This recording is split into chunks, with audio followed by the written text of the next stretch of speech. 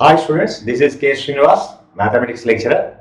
Today I am going to discuss one of the most important and interesting chapters in the intermediate or 10 plus 2 standard is complex numbers and De Moivre's theorem.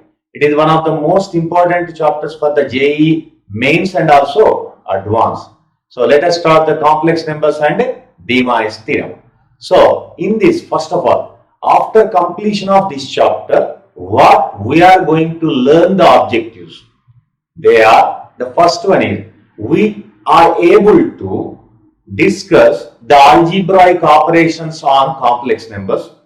The first one, we are able to discuss or apply the algebraic operations on complex numbers. And the second one, we can plot the complex numbers in the organoid plane.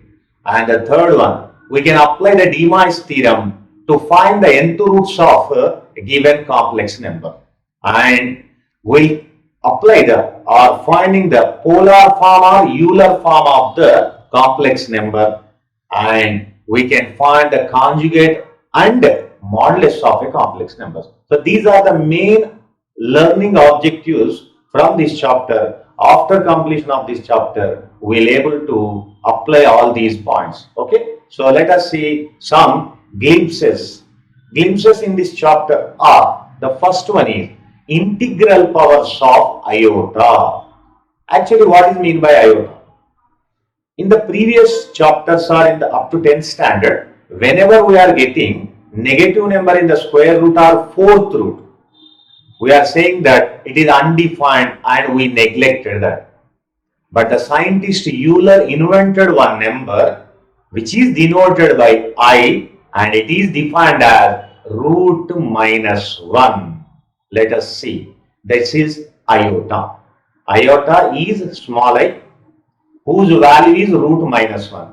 Hence, I square becomes minus 1, I cube becomes minus I, and I power 4 becomes plus 1. They are called 4 successive integral powers of I or iota. It means this chapter entirely depends on this value I. Okay, so once again listen. The 4 integral powers of I are I power 1 root minus 1, I square minus 1, I cube minus I, and I power 4 is equal to 1. Now, let us see few important points about this iota. What are they? I power 4 is equal to 1. Therefore, I power the any multiple of 4 becomes also 1. I power 8, I power 12, all they are the multiples of integral multiples of 4. Therefore, whose value becomes 1. Next, I power 4 and plus 1.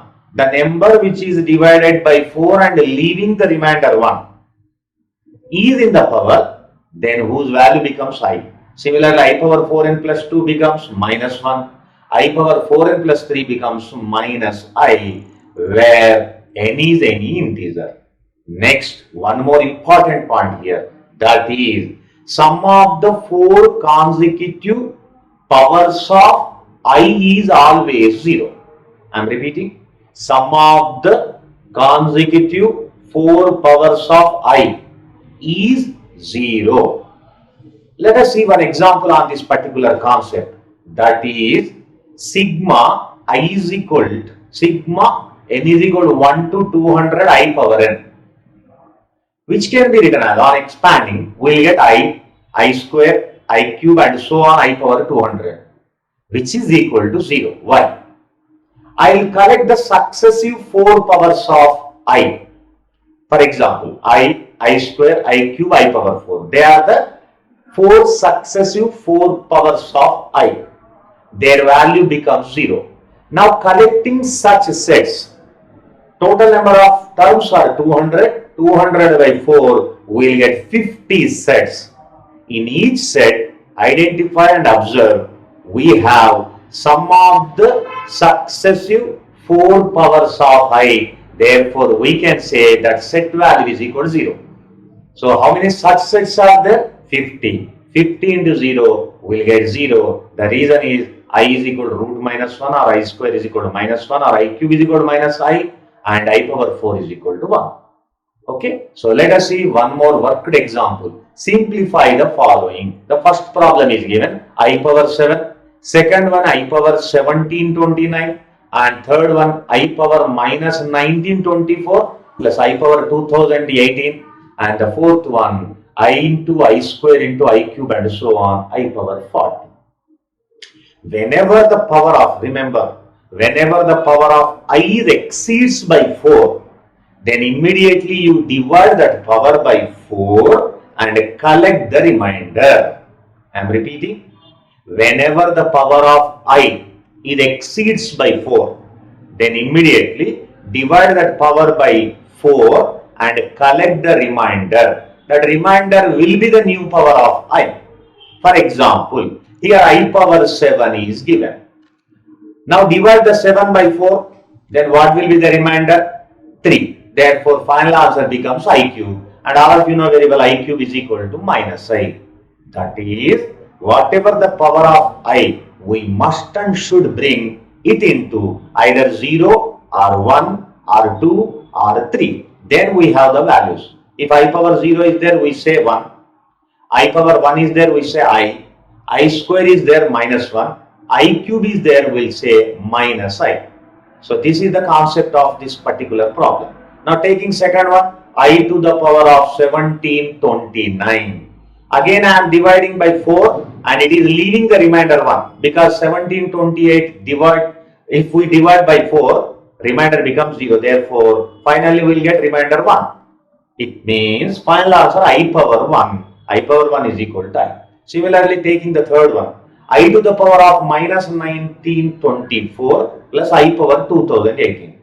Minus 1924 exactly divisible by 4, therefore you will get remainder 0.